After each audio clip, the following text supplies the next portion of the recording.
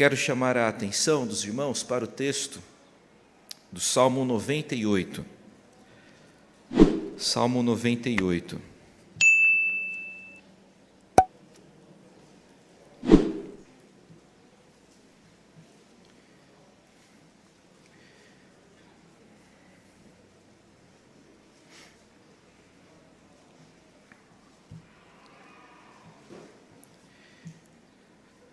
O texto sagrado diz o seguinte: cantai ao Senhor um cântico novo, porque Ele tem feito maravilhas, a sua destra e o seu braço santo lhe alcançaram a vitória.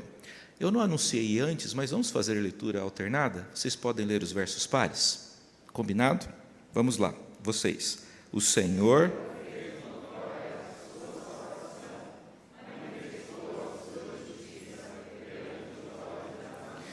lembrou-se da sua misericórdia e da sua fidelidade para com a casa de Israel. Todos os confins da terra viram a salvação do nosso Deus.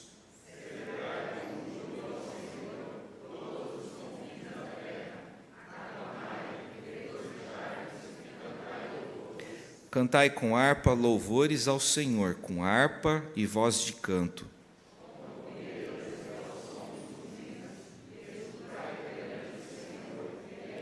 Ruja o mar e a sua plenitude, o mundo e os que nele habitam.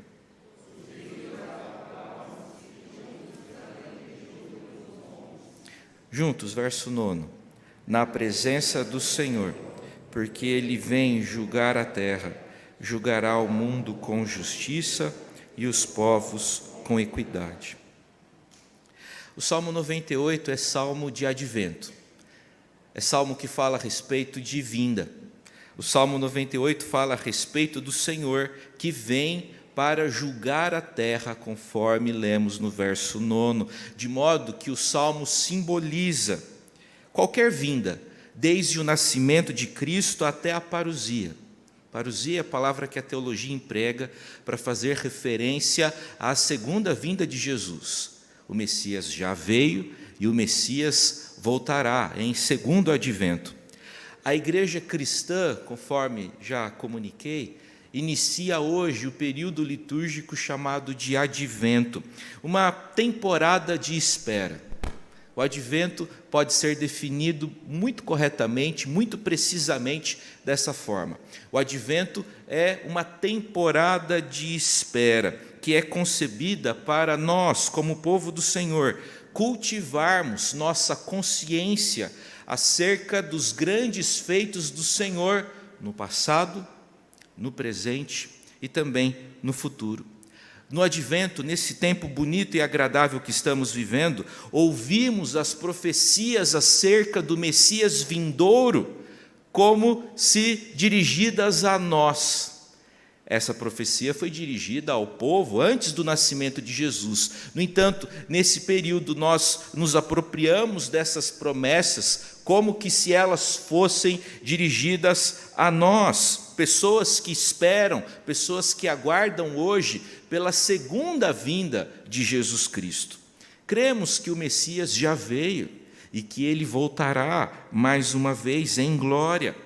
No advento, nós antecipamos e nós cultivamos a nossa expectativa pelo cumprimento de todas as promessas da palavra do Senhor. Nesse tempo, nós cultivamos a nossa expectativa pelo cumprimento da profecia de que haverá um dia em que o lobo habitará com o cordeiro. Nesse período, nós alimentamos a nossa esperança de que um dia, finalmente, a morte será tragada. Nesse período de espera, nós alimentamos essa nossa expectativa de que um dia o Senhor vai enxugar toda a lágrima. Nesse tempo de espera, nesse tempo de preparo, nesse tempo de reflexão, devemos cultivar justamente essa expectativa por tudo aquilo que o Senhor haverá de fazer e também nossa gratidão por tudo aquilo que o Senhor já fez. Enfim, dessa maneira o período do advento destaca para nós a história mais ampla do plano redentor do Senhor. O saltério o livro dos Salmos é uma coleção de orações. Os salmos são, já disse isso repetidas vezes, e preciso continuar dizendo, os salmos são concomitantemente, ao mesmo tempo, poesia e oração. Alguém já afirmou muito apropriadamente que antes de aparecerem por escrito, os salmos foram vividos. Os salmos não registram apenas teorias, apenas ideias abstratas sobre Deus. Os salmos, na verdade, registram histórias reais e concretas de um povo que vive na dependência do seu Senhor. Os salmos refletem as experiências do povo de Deus no decorrer de sua caminhada, e é justamente por isso que esse livro é tão plural, ele é tão diverso. Alguns salmos nos conduzem ao riso, outros salmos fazem a gente cantar, outros fazem a gente chorar. Os salmos são as testemunhas eloquentes da realidade humana. O nosso texto, o Salmo 98, pertence ao gênero dos salmos reais. Caracterizam esses salmos a presença, muitas vezes repetida, da expressão hebraica Javé Malak, que quer dizer o Senhor reina. Esses salmos eram empregados na vida comunitária e religiosa do povo de Deus para celebrar a vitória do Deus de Israel sobre os seus inimigos e sobre os inimigos do seu povo. Muito possivelmente esse salmo foi escrito naquele período posterior ao exílio na Babilônia. O tempo na Babilônia foi um tempo muito difícil para o povo do Senhor. Um tempo de privações, um tempo de angústia, um tempo de saudade, um tempo de choro, um tempo de lamento. O Salmo 98 é composto e passa a ser empregado na vida comunitária, litúrgica e cultica do povo de Israel depois da experiência no exílio. Ou seja, depois de experimentar profunda dor, amargura, desesperança e até mesmo ressentimento, o povo de Deus é lembrado por meio dessa passagem de que o Senhor pode reverter o mal em bem. Meu irmão, minha irmã, guarde isso no seu coração, por favor. O Senhor, e apenas o Senhor pode reverter o mal em bem. O Senhor é Deus soberano e Ele está controlando as nossas vidas. Ele pode transformar toda e qualquer situação e o Senhor emprega toda e qualquer situação para a glória do seu nome. Dessa forma, nós que também muitas vezes nos encontramos na companhia daqueles que choram, nos encontramos na companhia daqueles que sofrem, nos encontramos na companhia daqueles que estão angustiados, devemos atentar para aquilo que o texto ensina. Essa passagem quer oferecer para nós os seguintes ensinamentos: o eterno Deus comanda e dirige todas as coisas, o eterno Deus abençoa e sustenta o seu povo, o eterno Deus concede vitórias ao seu povo, o eterno Deus deve ser louvado e é louvado pela sua criação, e finalmente, o eterno é justo, faz e fará justiça a todos os homens. A primeira lição que nós aprendemos com essa passagem, com esse texto tão precioso e especial do Antigo Testamento, é que nós devemos cantar para Deus. O nosso canto deve ser dirigido ao Senhor. As primeiras palavras do Salmo 98, cantai ao Senhor. O salmista está nos ensinando que todo o nosso louvor, toda a nossa adoração, tudo isso, todo esse conjunto deve ser destinado, endereçado a Deus, somente a Deus. Cantai ao Senhor. E aqui nós não encontramos um convite, aqui nós encontramos uma convocação. O texto está todo construído no imperativo, isso daqui é uma ordem: cantai ao Senhor.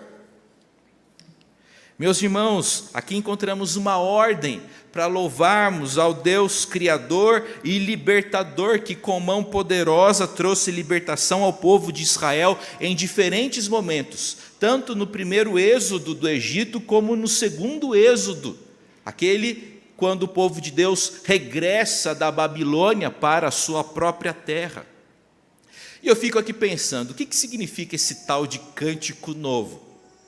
Porque a Escritura diz que devemos cantar ao Senhor um cântico novo. Será que Deus se agrada de uma nova melodia, de uma nova música? Será que eu preciso, no desejo de agradar a Deus, aprender novas canções, novos corinhos, né? Os antigos falam muito dos corinhos, né? Será que eu preciso apresentar ao Senhor um corinho novo a cada dia? Não. Absolutamente não. A ideia do salmista, quando diz que devemos cantar ao Senhor um novo cântico, é a ideia de fazermos isso com empolgação, como a gente faz coisas gostosas pela primeira vez. Você se lembra de quando você viu o mar pela primeira vez? Ou aqueles que já tiveram privilégio, eu ainda não tive, ver a neve pela primeira vez? Você se lembra de quando você deu o primeiro beijo naquela que veio a ser a sua companheira para toda a vida? Você se lembra do primeiro dia na escola? Ou do primeiro dia no novo trabalho?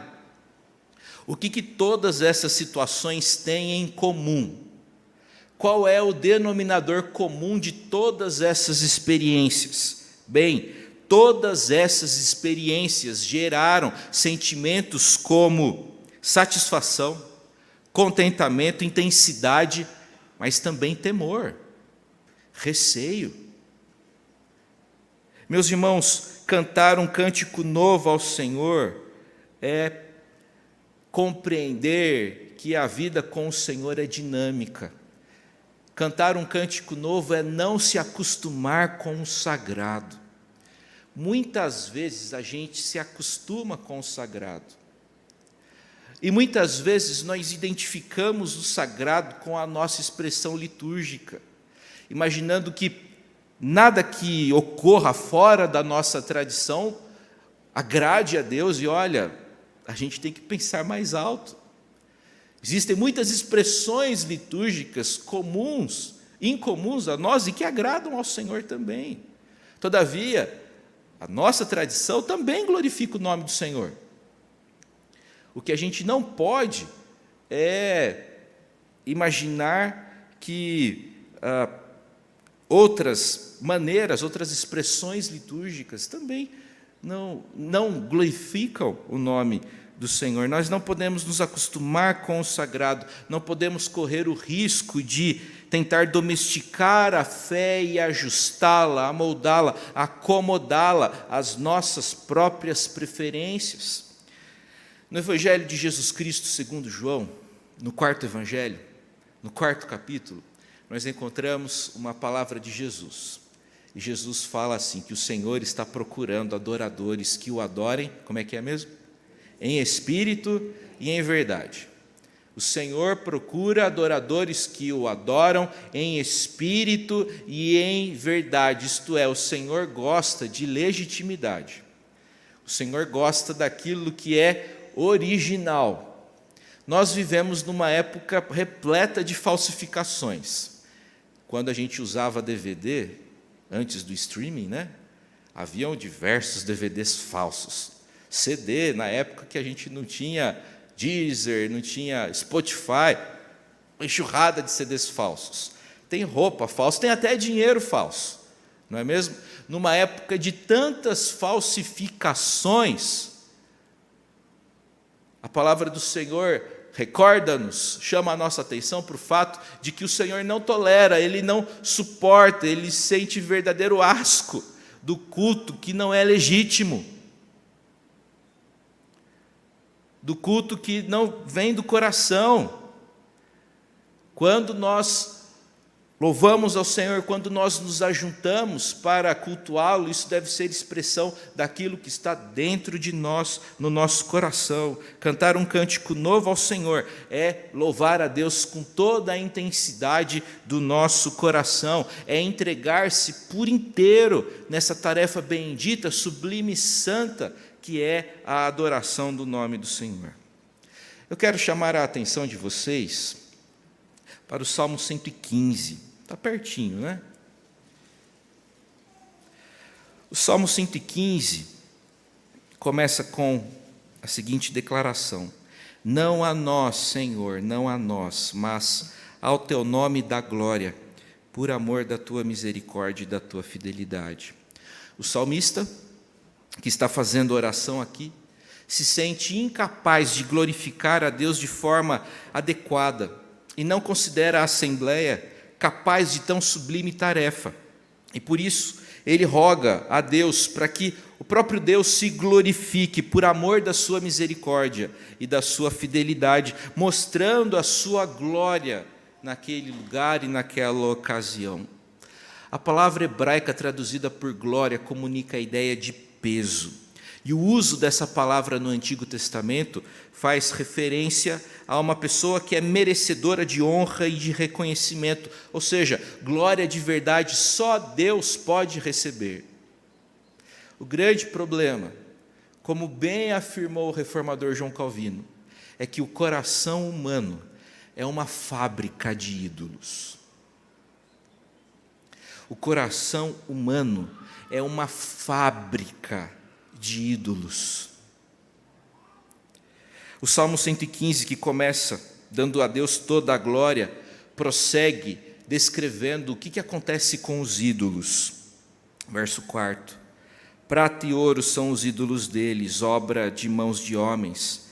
Tem boca e não falam, tem olhos e não veem, tem ouvidos e não ouvem, tem nariz e não cheiram.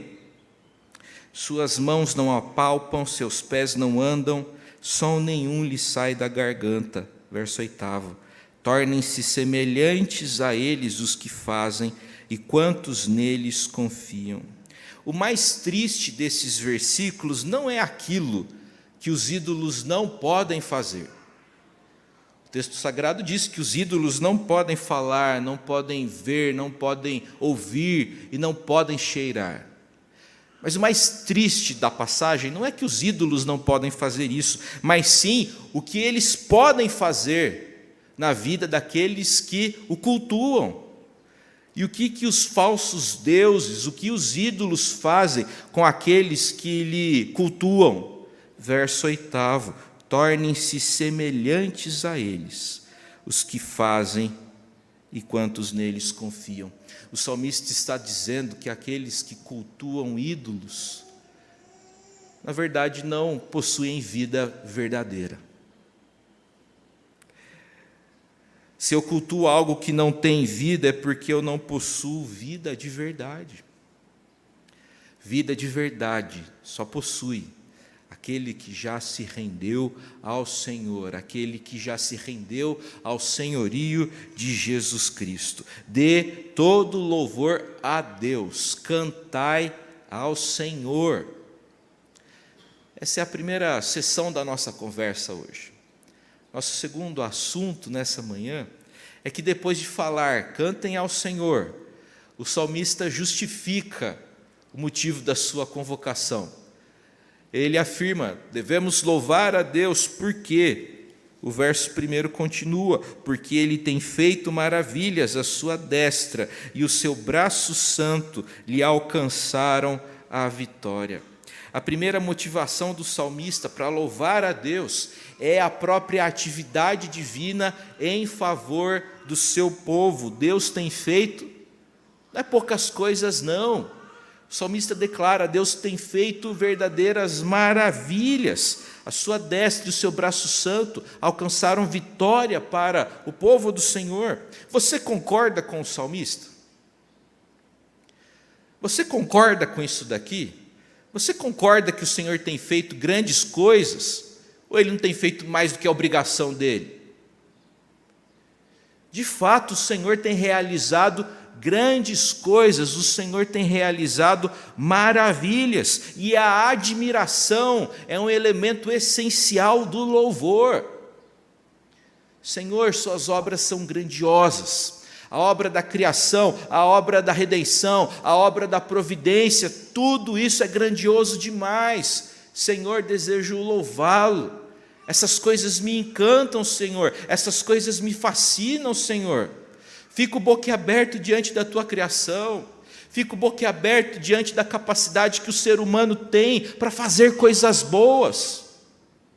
E ao mesmo tempo fico espantado com a capacidade que esse homem criado é a imagem e semelhança do Senhor, em virtude do pecado, agora tem também alta possibilidade e potencial de realizar aquilo que é mal. Isso me assusta, Senhor. Mas sobretudo, Pai, eu louvo o Senhor por conta do fato do Senhor insistir na sua criação. O Senhor insiste, o Senhor não descarta. E em virtude disso, o Senhor veio ao nosso encontro com salvação por meio de Jesus. O salmista também entende que deve louvar a Deus porque o próprio Deus lhe deu vitórias. A referência aqui é a uma vitória militar. Devemos ler o texto à luz do seu contexto, e o contexto é claramente uma questão que envolveu uma guerra. E o salmista entende que deve louvar a Deus porque o Senhor deu vitórias militares ao seu povo. Nós não vivemos numa guerra aqui no Brasil oficial, não é? A violência faz muitas vítimas, infelizmente. Todavia, a despeito de não vivermos numa guerra, a palavra do Senhor é muito clara quando afirma que nós estamos constantemente em uma luta contra os principados e contra as potestades. Não podemos, não devemos negligenciar essa realidade espiritual de que todo crente luta constantemente, regularmente, de forma ininterrupta, contra os principados e potestades. Estamos, sim, numa verdadeira batalha espiritual, de modo que precisamos estar sempre, continuamente, sob a condução e a orientação do general por excelência, que é Jesus Cristo, e é na força dele que podemos obter vitória. Não é a nossa força, mas sim a força do Senhor. Corretamente, aqueles que nos legaram a teologia reformada denominam a igreja que está no mundo aqui de igreja militante. Estamos nessa luta, estamos inseridos nessa batalha, mas ainda assim o povo de Deus avança e prossegue, dando glória ao Senhor, louvando ao Senhor, porque Ele, inclusive nesse campo, nesse universo espiritual, tem nos dado vitórias. A segunda motivação do salmista é a justiça e o julgamento de Deus. Deus é justo e Ele julgará o mundo com justiça e os povos com equidade. Verso 9. Justiça é uma palavra que ouvimos muito frequentemente. No entanto, muitas vezes a nossa impressão é que a justiça não é assim tão justa. Mas Deus é completamente justo e Ele vai julgar tudo conforme o conselho de sua justiça perfeita. A boa notícia para nós é que Deus tempera, Ele mistura a sua justiça com a sua misericórdia. A misericórdia de Deus é sempre voluntária, Ele nunca tem a obrigação de ser misericordioso. Deus reserva a si mesmo o direito de exercer graça de acordo com o conselho da sua vontade. Meus irmãos e minhas irmãs, quando Jesus Cristo, nosso Senhor, morreu na cruz, o próprio Deus, em Cristo, recebeu o julgamento que nós merecíamos, a fim de nos dar o perdão que nós não merecíamos. É muito importante que a gente compreenda isso. Na cruz, Jesus Cristo reivindicou o meu e o seu pecado. Na cruz, Jesus Cristo recebeu o castigo que eu e vocês merecíamos por conta dos nossos delitos, por conta dos nossos pecados, por conta das nossas iniquidades. O Senhor não possuía iniquidade alguma. mas na cruz o Senhor se fez pecado. Essa é a palavra do apóstolo Paulo escrevendo aos Coríntios. Na cruz o Senhor se fez pecado, Ele assumiu nossa iniquidade, Ele assumiu nosso castigo. E ali na cruz, aquele que recebeu o castigo que nós merecíamos, concede-nos o perdão que a gente nunca mereceu.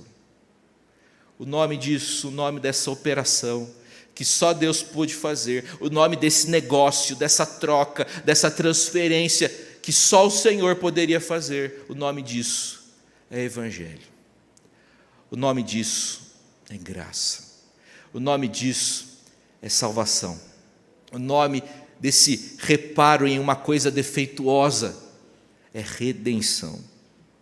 O Salmo 98, como dissemos no início da nossa conversa, é salmo de advento.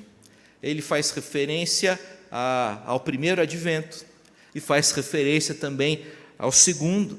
E essa reação que espera o remédio das injustiças com a vinda de um novo monarca, com a vinda de um novo chefe, está profundamente arraigada nos homens, e isso não acontece sem propósito.